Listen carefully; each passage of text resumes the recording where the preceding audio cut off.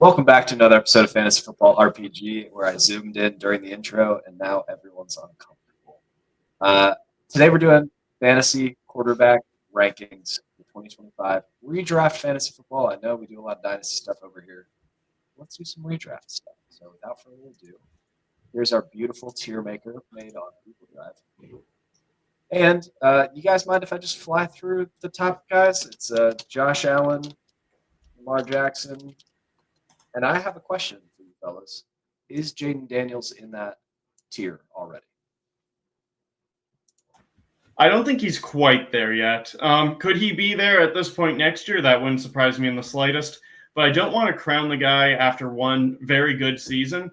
We've seen this before with guys like Stroud, guys going further back, Baker Mayfield, who have that promising rookie season. We want to see it be the next step, and we draft them as if they're already there. A lot of times with rookies, especially the ones that start out really strong, there is a second-year fallback where the league has a year of tape on you. They adjust. Jaden Daniels is a very good quarterback, but I'm not sure if I'm willing to just put him right there with the two perennial MVP candidates.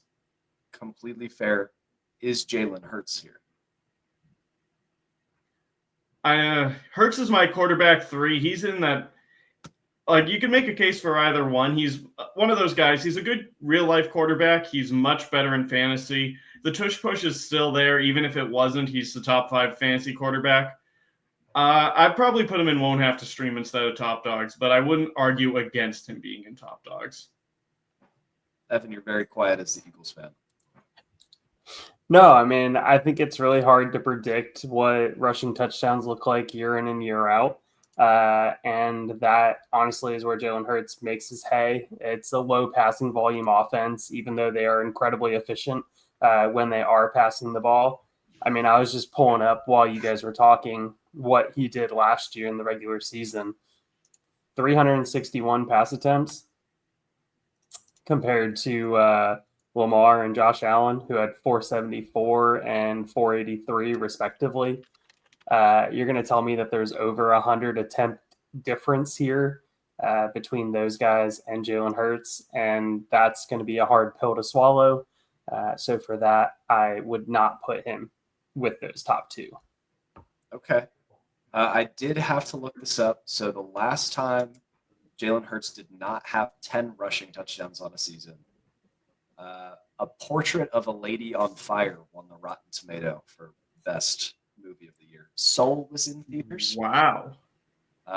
You guys might remember this. There was this thing, COVID happened. So that's the last time Jalen Hurts did not have 10 rushing touchdowns.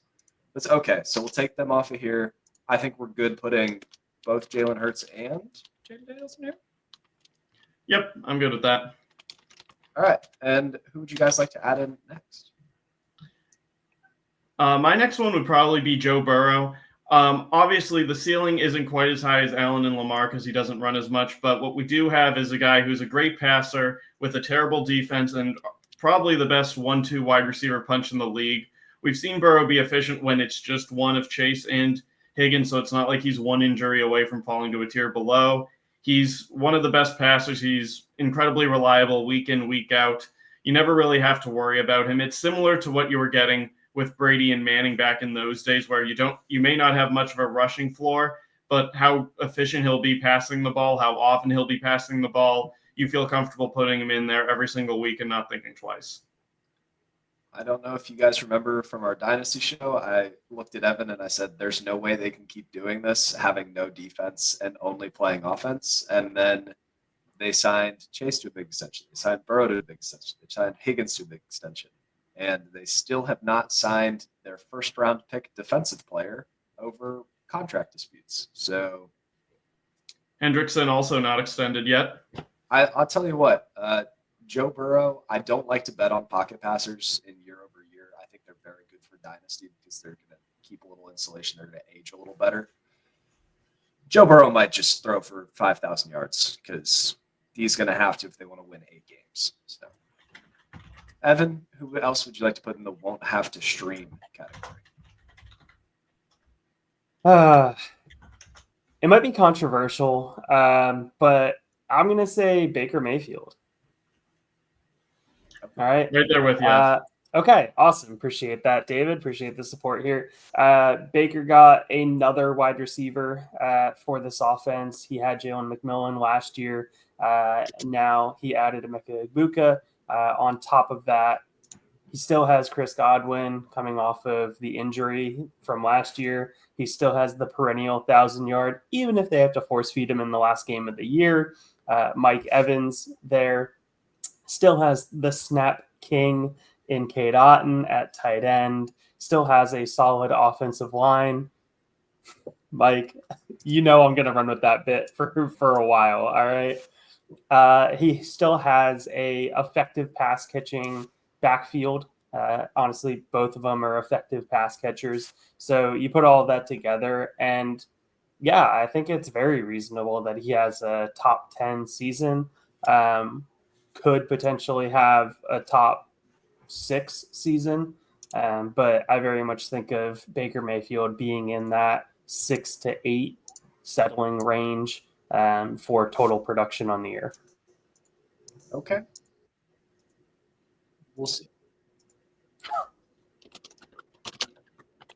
David, who would you like to put in? Next up, I'm going with Kyler Murray. Obviously, the floor is a bit lower with him than all the other guys we've mentioned so far. You'd like to see him throw more passing touchdowns, but you can't ignore the rushing upside. You have Marvin Harrison coming in to year 2, and I know he didn't do what Neighbors did. He didn't do what Thomas did, so guys are a little low on him. He still had a really strong rookie season. I expect he'll get better in year 2. He has Trey McBride, a great tight end, and Arizona's defense, not that great, so it's not like I doubt Arizona is going to be in too many situations where they just run out the clock to end the game. Kyler, there's going to be more volatility than the other guys on this list, but the high upside weeks, for me, he's a set and forget QB1 for me.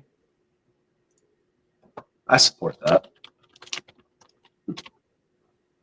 My microphone has decided to declare war on me, so I'm going to keep trying to mess with that. But before I go to do that, Bo Nix, QB9 last season? Absolutely not. Discuss while I mess with my microphone. Hey, you ever watch Mac Jones play football? Remember how he had a really good rookie season when he was basically playing with training wheels and everything went absolutely perfectly, and then something happened that made him have to try a little bit harder and he couldn't do it and fell apart? Bo Nix. Look, I know what he did last year, Mike. I understand what you're getting at. He still has no weapons. He still has Cortland Sutton, who, correct me if I'm wrong here, but I'm pretty sure he had his best statistical season last year and is in a contract season. So are they really going to want to force feed him the ball to have back-to-back best statistical seasons to have to be able to pay him a lot of money come next offseason? Are they going to try and use other wide receivers? Is the fact that they actually may have a running game now. Wow, what a shocker. You put some draft capital in a running back. Probably going to use him. Still have one of the best offensive lines, but it's also one of the best defenses, Mike.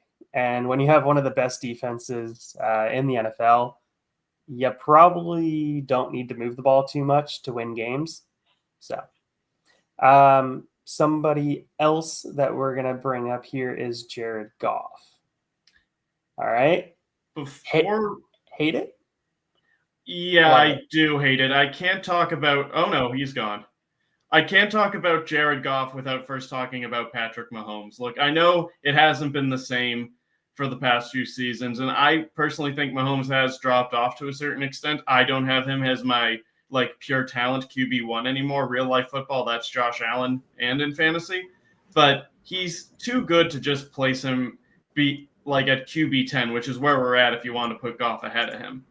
Mahomes, there's a lot to like about the Kansas City offense right now. The offensive line, they have a left tackle now, and losing the left guard, Joe Thuney, hurts, but it's still a good offensive line. Andy Reid is still there. You should have Rashee Rice back. Xavier Worthy's going into year 2. Hollywood Brown is back and healthy. Travis Kelce, yeah, he's a little bit older, but he didn't really do that much last year anyway. From a fantasy standpoint, yes, he did because Mahomes just kept throwing the ball at him over and over and over again. But in terms of actually helping on a football field, he was completely washed. So I doubt really, like Kelsey getting a little bit worse really doesn't move the needle one way or the other for me.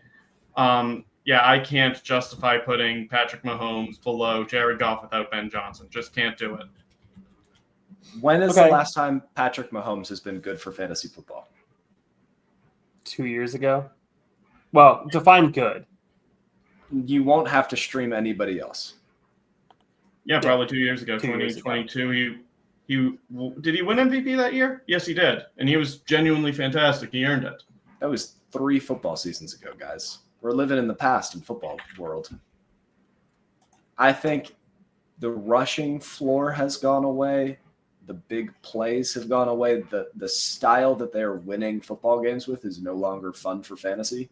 And maybe, Worthy breaks out, Rice comes back healthy, everyone's favorite sleeper, Jalen Royals, becomes a thing. But I think we need to leave Mahomes here, but it's more out of respect than anything else. I don't know, when are you drafting him instead of just punting on the position?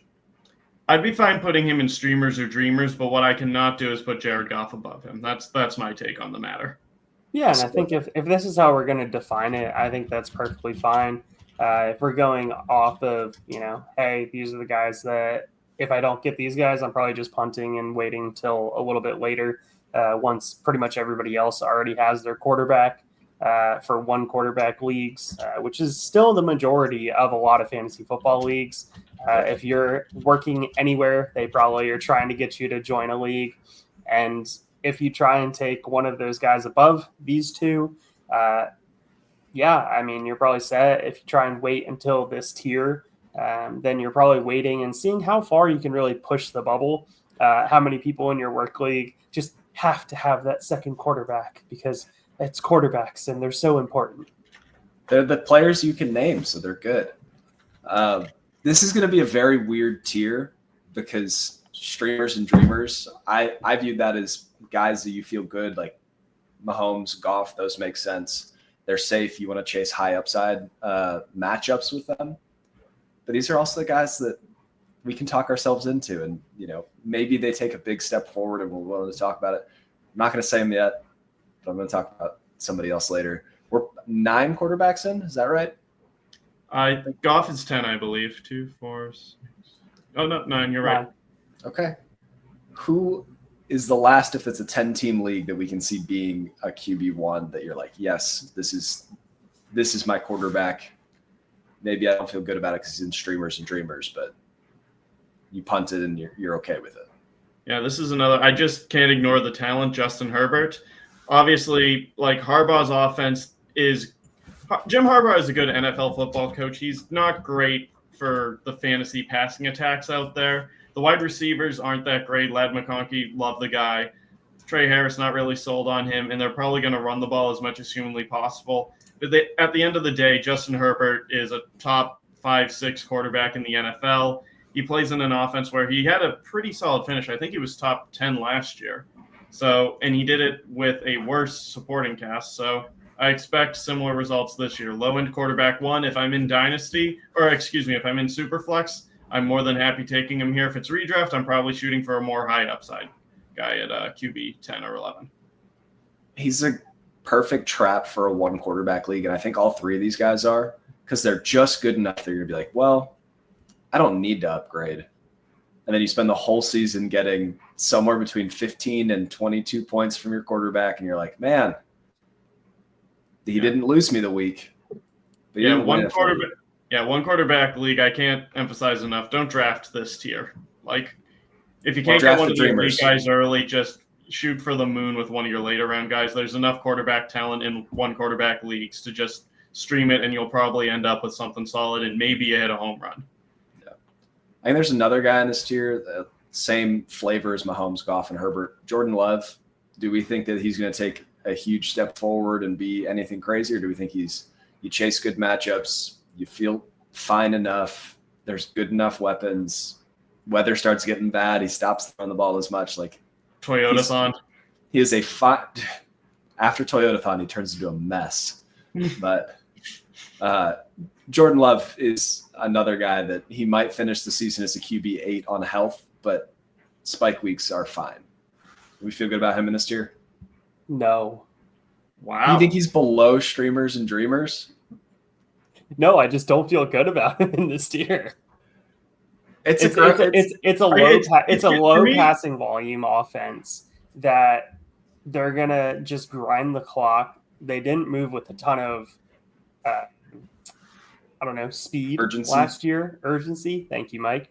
Last year in the offense, when you get down into the red zone, typically they're trying to run the ball in. They're not trying to pass the ball in. So you put all of that together, and to me, that tells me his touchdown upside is probably going to be relatively low. The total volume of pass attempts is probably going to be relatively low. I think he was in the low 400s last year. Let's see. 425. So if you're telling me that you're not even clipping 450 and you don't have elite rushing potential upside, then where's the ceiling? You're talking about ceiling games, Mike, but where's the ceiling? I'm saying if they're forced into a situation where they have to pass a lot, where they're playing in a good division, like when they play the Vikings in a dome, they're going to need to throw. When they're playing the Lions in a dome, they're going to need to throw. When they're playing the Bears. If the Bears take a step forward, who knows? I'm not saying this is a season-long ceiling. I'm saying there will be 4 or 5 games where you take Jordan Love off the waiver wire, you plug him in, he gets you your 21 points, you move on with your life. Okay. A streamer. Sounds good. Streamer, Sure. not a dreamer.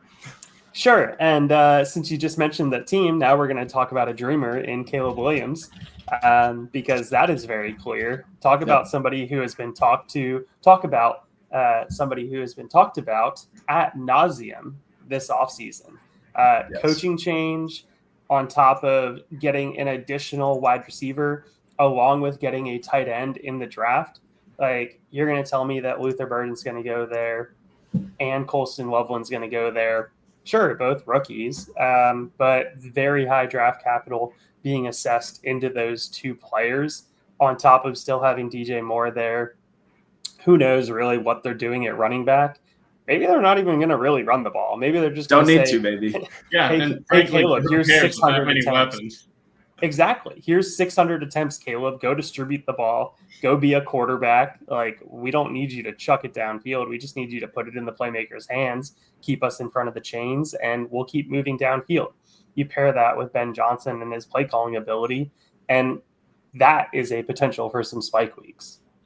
Yeah, I will say, I like the call. If Caleb can't figure it out with like Ben Johnson and the supporting cast, I'm out on him entirely. Like, this, everything's in place for him to have a great year. Yes, but it's quarterback. Quarterback's hard. Other streamers and dreamers. Bo Nix. Put in Bo Nix, but we talked about him. Mike, I think it might be time to play it. Oh, I can't. You have to do it. Oh, no. I don't know how to do that. Evan, do you know how to play it? Go to media. Come on. Talk to me about Justin Fields, the starting quarterback for the New York Jets. Top 5. Starting quarterback for the New York Jets, Justin Fields. Maybe the graphic will pop up halfway through this. But, Mike, you're a much bigger Justin Fields guy than I am. But I can't deny the opportunity is here. He's a fantastic runner. That alone is going to set a pretty high floor. Can he throw the ball when Garrett Wilson is the only wide receiver worth mentioning? Who knows? Who cares? That's why he's in the streamer and dreamers tier. But it probably won't be the highest volume in the world. It's probably not going to be the most efficient passing attack. But the spike weeks are going to be there. And, for that, he deserves a spot in this tier. I will never forgive StreamYard for cutting away my mic, so I had to join from a guest account, so I could not hit under media, scroll to the videos, click the Justin Fields one. Gosh, this is the worst day of my life. But yeah.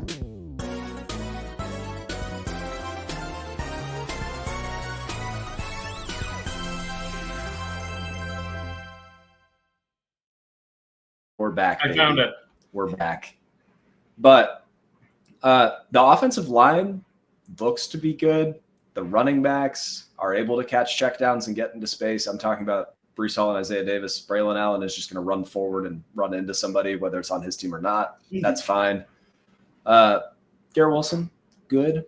Arian Smith, fast. Alan Lazard still plays football, and who cares about all of that? Because Justin Fields is going to rush for maybe 800 yards again if he's healthy. But why not say he's going for over 1,000? Come on, Mike. Lean into the bit. I set the bar too low. Justin Fields is going to throw Barry for Sanders, 3,000 your record yards. is going down. Remind me of this in a year. Justin Fields is throwing for 3,000 yards and rushing for 1,000, and he's going to finish as a top 5 quarterback. Let's go, baby. And the Jets will still go 6-11. Yep. But all right, other streamers and dreamers. I have another dream. I have a beautiful, beautiful dream where the big tight end that the Colts drafted is good for Anthony Richardson's development. And the coaching staff gets through to him over the next 3 to 4 months. And he finally puts it together. Not all the way, but enough that he keeps the starting job. Is there somebody with higher upside that you can get at QB 25 on best ball right now than Anthony Richardson? Upside, no. But if we're going for a tier ranking, like there's too much uncertainty there. It's more likely to me Daniel Jones steals the job than that happens. This is supposed to be dreamers, but I'll put him in Superflex bubbles.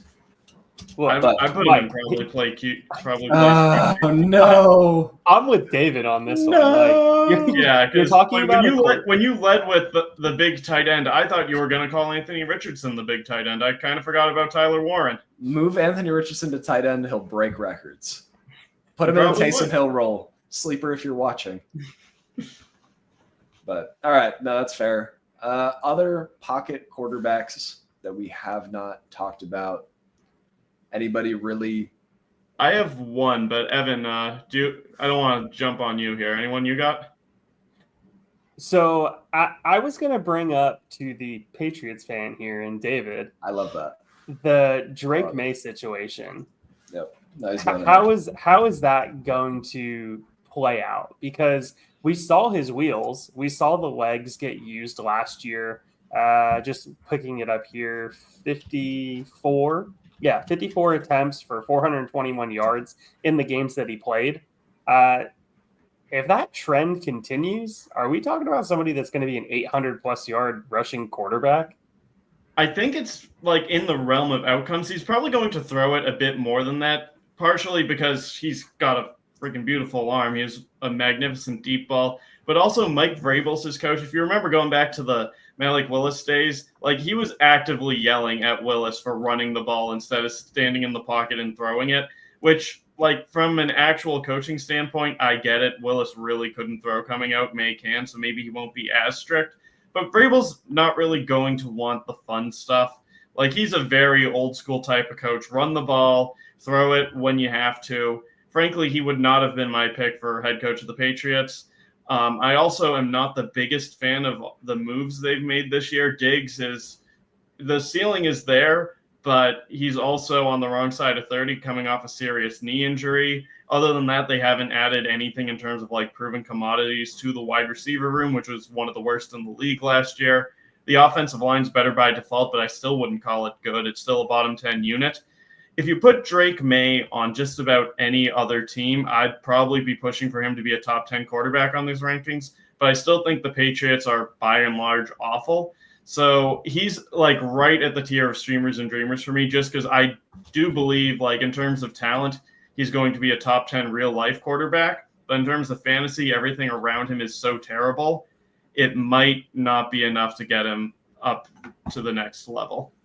But being so terrible, can he be a garbage time king like Blake Bortles was? Hell yeah. I'm always worried about banking on guys like that because, like, sometimes, yeah, you have the Bortles, you have rookie Minshew where it works out that way. But a lot of times, if you're in garbage time, the reason for that is because you're bad in the first place. And instead of just the entire team failing you. Because when it comes to projections, a lot of what you're doing is like saying, okay, there's a 70% chance this happens. If you take that uncertainty, multiply it by every single player in the league, you're left with a glorified guessing game. So if you're basically saying, like, I think every team is going to be this, and this, and you're wrong about one of those things, it's pretty easy to do because there's so much uncertainty baked into that projection. So I don't like just saying, like, oh, garbage time, he'll get all the yards then, because that involves pretty much all 52 other guys on the Patriots being disastrous. And I don't like projecting things that way. All right, so just real quick, we have 8 guys in this tier already. Yes. So let's just take a moment and just reiterate here how important, if you don't get those top guys, are. Just wait. I mean, there's plenty of guys in this tier that you can take 2 of them and just be like, hey, one of them might pan out, one of them might flame out. So you are going to, especially in these standard 10-team, 1-quarterback leagues that most of their work friends probably like to do,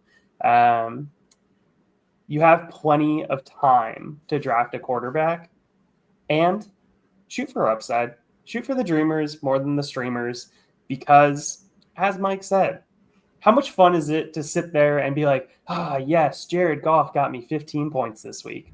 Woo! That's not fun. You know, seeing Justin Fields rip off 150 yards in a game rushing. That's fun, baby. And then have 2 passing touchdowns and a rushing touchdown. You're like, holy crap, this guy just got me 25 points this week. This is awesome. Man. I think what's funny about this is that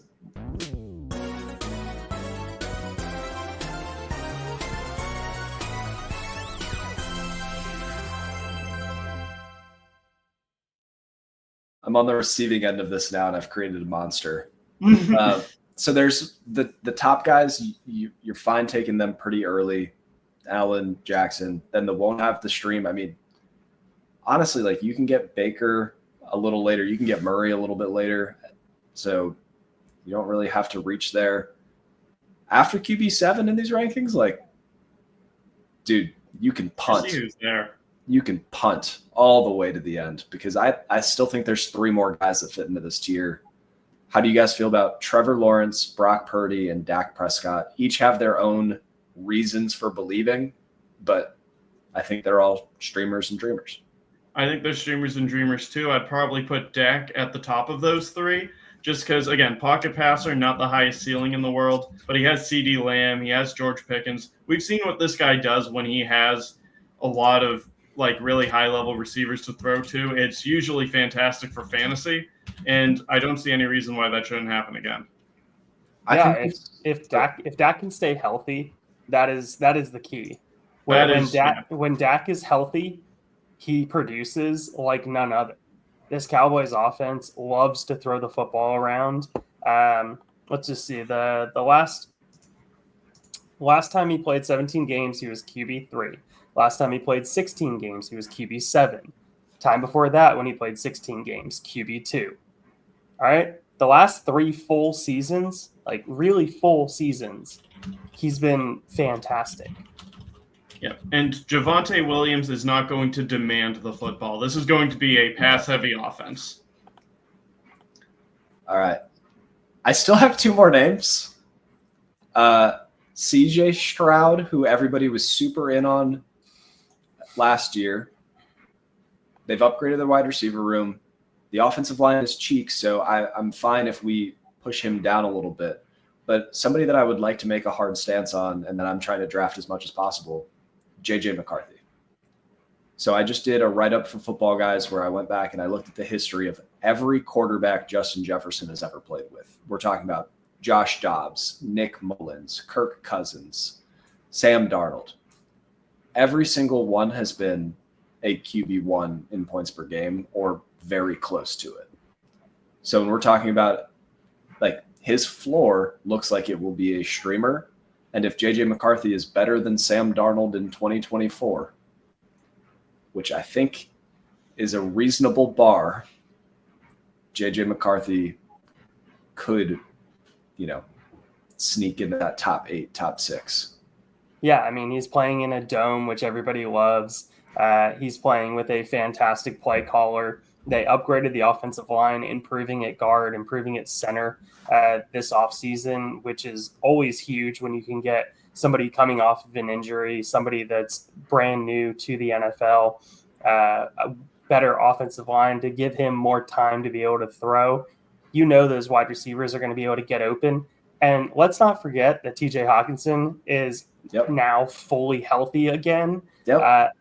that is a mismatch waiting to happen at tight end, and he will be able to exploit those.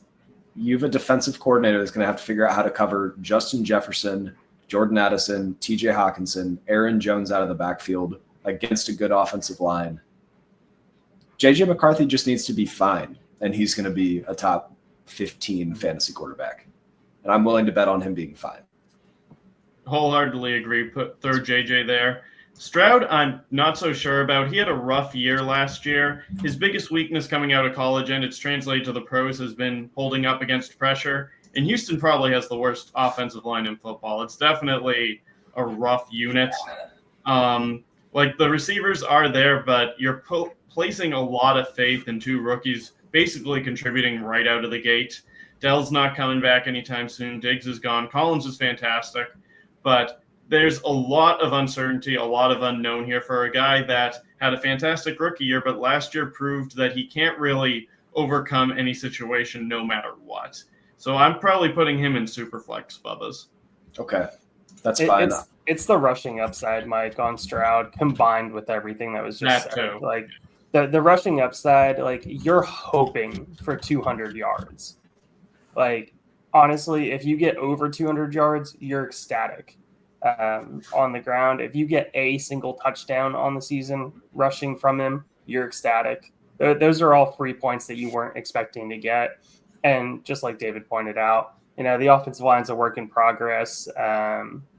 But also, are you really, once again, that excited about having somebody that's going to be sitting right there around QB 15, QB 18? Like, I think the takeaway for this is that Stroud is being overdrafted, and just pick one of the other streamers or dreamers. Yep. But all right, who would you guys like to put? Is there anybody else in this tier that you'd like to put, or do we just want to fly through some super flex Bubbas? Let's fly through the Bubbas. All right. David, start a name. Geno Smith, good quarterback, decent situation, coach that knows him, but a coach that also loves to run the ball. Absolutely. Evan. Bryce Young finally got a wide receiver 1. Yep, we'll probably take a step forward. I don't know what that means for fantasy because he can go from being awful to being medium. Tua Tagovailoa. Oh, look at that. Off the dome. Good job. No, 0. Oh, no, it's Tago. Tago, not Taga. I know. I think it auto-corrected me. Check the tape. 0 rushing upside, injury concerns, but electric offense. He'll have weird pocket passer spike weeks, but good luck figuring out when they are. David. Matthew Stafford, copy-paste. All right. I actually really like him as a late dart in underdog right now because his pocket passer spikes are good, and he has 2 of the best receivers in the league right now. True. Evan, you're welcome. Sam Darnold. I would like to put him in probably plays quarterback. He's probably plays quarterback for me. I think the Seahawks are quietly tanking around him. That offensive line is cheeks. They have 2 receivers that play the same receiver position. And one of them's washed up, broken, and old. And I like Arroyo, but the rest is stinky to me. I would not be surprised if Darnold flames out. And when you look at Darnold, like everywhere he's gone, when there's pressure, he falls apart, and Seattle's offensive line will get him killed. He's probably played QB for me. I'm going with a much safer guy who has 3 whole starts to his name, Michael Penix. He looked pretty decent in those 3 starts. He looks like a super flex option, hopefully. And then I think he's got an arm. Let's start on Cam Ward, number 1 overall pick. Not getting benched for Will Levis. Say that pretty confidently. Oh, man. In Superflex, Babas, not probably plays quarterback. For Cam Ward? Yeah. I'll give him the first overall pick. I'll give him the benefit of the doubt. I think he will scramble enough, and he has not the worst pass catchers in the league. Fine enough. But you also know I feel better about A.O. Manor. I feel a little better about Calvin Ridley. Chigo Okonkwo is my sweet prince. So I think Cam, I'm not saying he's going to finish as like QB 13. I'm saying like he'll be QB 22 if he stays healthy. That's a super flex Bubba to me. Okay. Any other super flex Bubbas? Teams we have not covered, the Steelers quarterback and the Browns quarterback. I went in and filled those in for us. You mean Saints quarterback as well down there? I was going to talk to you guys about Tyler Shuck and about the Giants. Mm-hmm. They Are are those down both here? probably plays QB to me. Saints. Even if like the Saints are right about Shuck, they're terrible. Like this is not the environment you want to raise a rookie quarterback in, especially one that got a less controversial quarterback with second-round draft capital probably couldn't succeed in this. And now you're putting in a 26-year-old who probably only was drafted in the second round because the class was so terrible. I want no part of it. Yeah, it was weird to see him go off the board where he did, and then the car thing happened. It was like, oh, that makes more sense. But, all right. Actionable advice for our folks.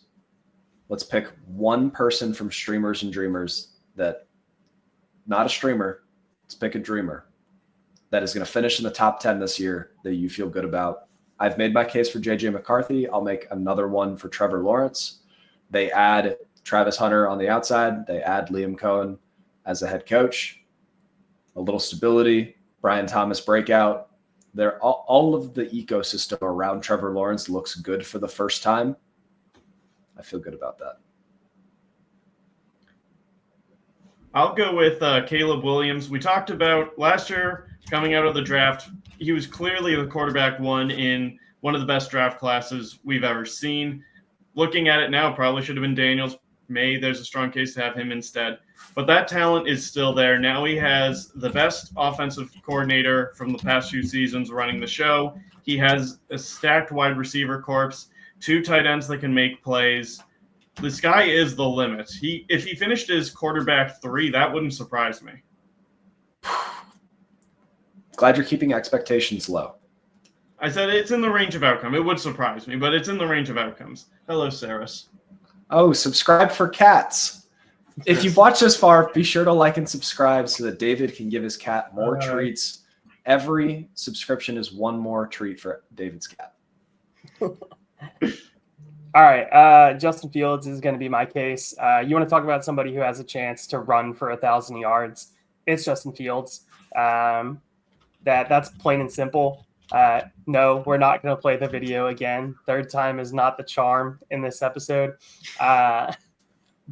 But you pair that with Garrett Wilson, you pair that with Mason Taylor, you pair that with Breece Hall out of the backfield, who very well, Breece Hall could have the second most targets on this team this coming season. We'll see how it all plays out. But Garrett Wilson should be in for an absolute target hog share.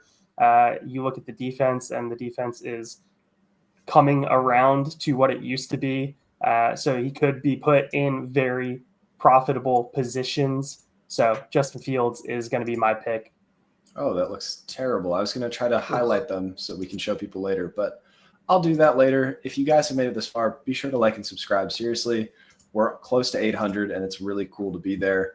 Evan has been crushing his prospect profiles. David is going to start working on some. I did one, so watch Trevor Lawrence film with me if you'd like to. But this is it for our 2025 fantasy football quarterback rankings. And Evan, I love you. Love you, Mike. Thanks for listening to another episode of the Fantasy Football RPG Podcast. If you made it this far, be sure to like and subscribe. If you want to check out written content, head over to lastwordonsports.com. Don't let the Goblins get you.